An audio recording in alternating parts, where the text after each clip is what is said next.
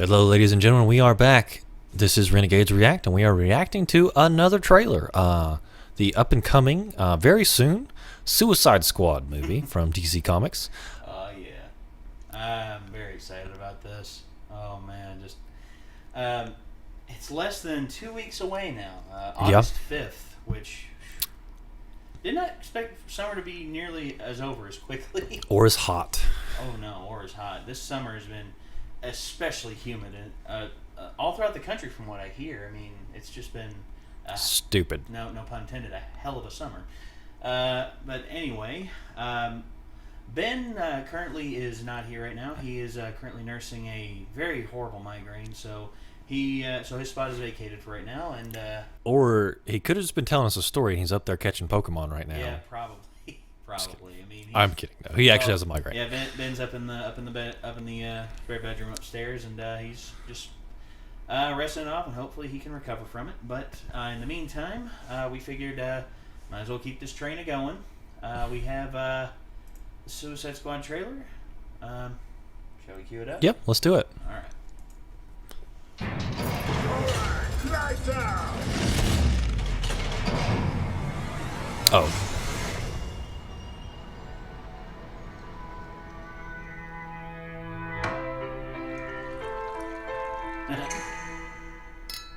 Here's to honor among thieves. We almost pulled it off. All my friends are heathens, take it slow. Despite what everybody thought. Wait for them to ask you who you know. They're gonna blame us for the whole thing. We're the patsies. Don't forget, we're the bad guys.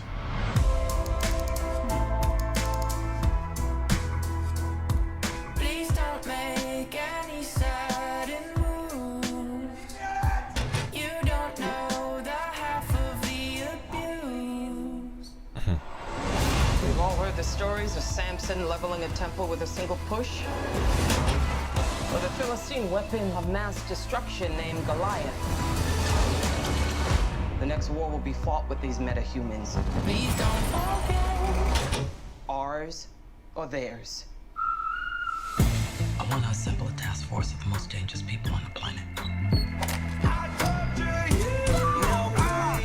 No game. Never stand down, made our own way. Y'all jokers must be crazy. This is the deal. You're going somewhere very bad Look at the pretty lights. to do something that'll get you killed. You might want to work on your team motivation thing. You heard of Phil Jackson? Yeah. He's like the gold standard. Okay? Triangle, bitch. What? Damn. Oh, yeah, you're the fire bloke, eh? Well, looky here. Fire! I can't wait to show you my toys. We're going to the swirling ring of trash in the sky. They walk in the park. Easy peasy. Don't make me shoot you. Biggest boss and I've been a trillist. I'm a bigger problem when I quit the Skrillex. Kicking in the door, boy, Suicide Squad. Forgive me for my wrongs, I have just begun. They're so intense. Capital murder, capital letters. Yeah, she catching my vibe, but she can't fathom my chatter. Need a couple gang members for these new endeavors. From this point on, anything we do together.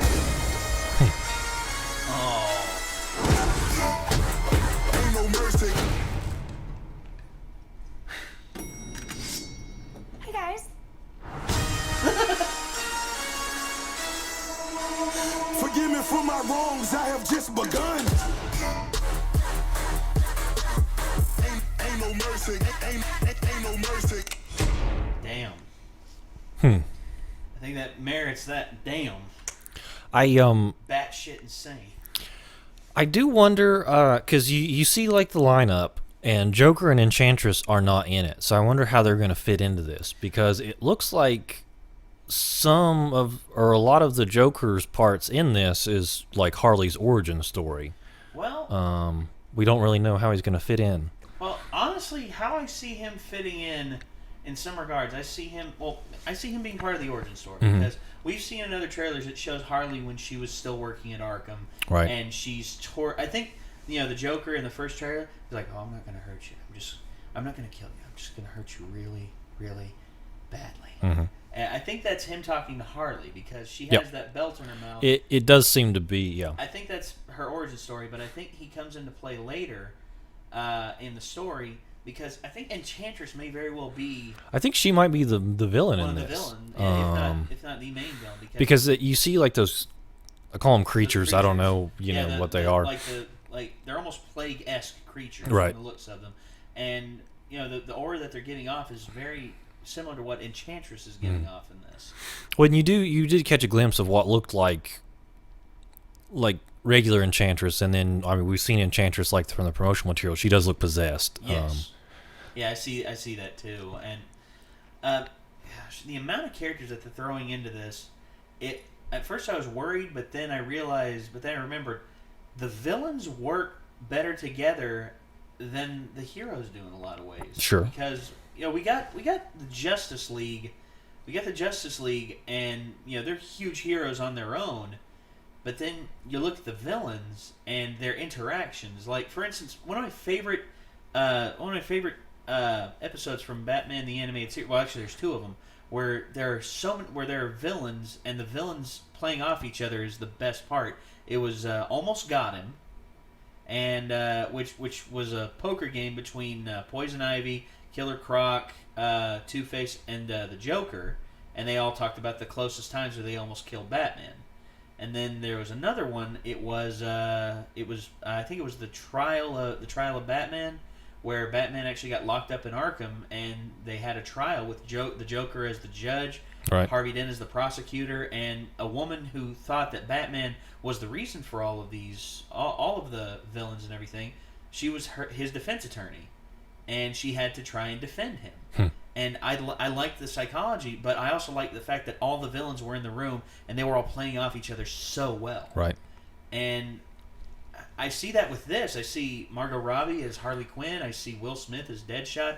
I see Jay Courtney having fun as Captain Boomerang. Because Captain Boomerang is batshit crazy. I mean, by himself. Yep. And in this, I can only see him going even crazier. And you got Jay Hernandez, and you got,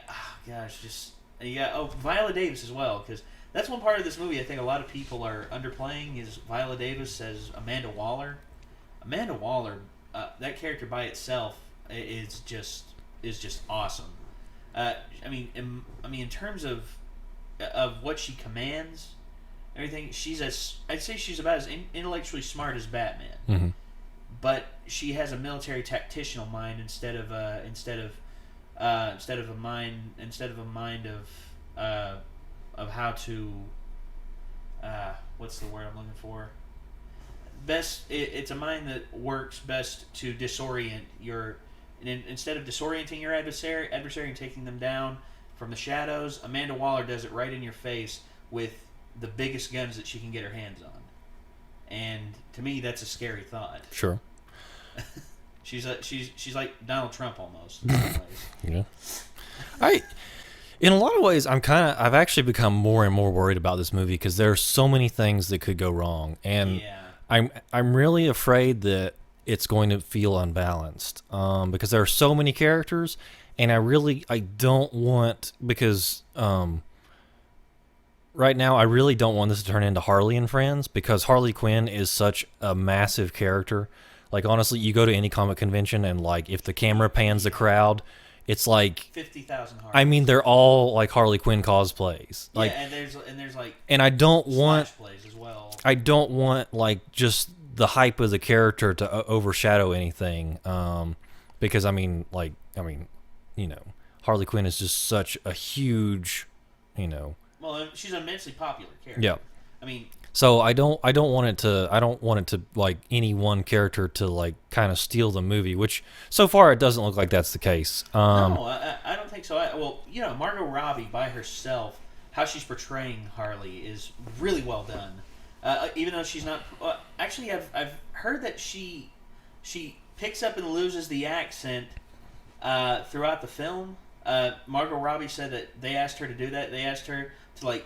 In some scenes, we want it like you surprise us with the Right. accent whenever you want. You Well- go normal. You go, hey, you can play. And I mean, she's a crazy person, so well, they say that they had her do the 3 accents. They had her do her basic accent, which is I'm known to be quite vexing. I was just wondering if that's a and then they had her the sweet girl. It's like, oh hey there. It's like, oh hey there, Mr. J. How are you?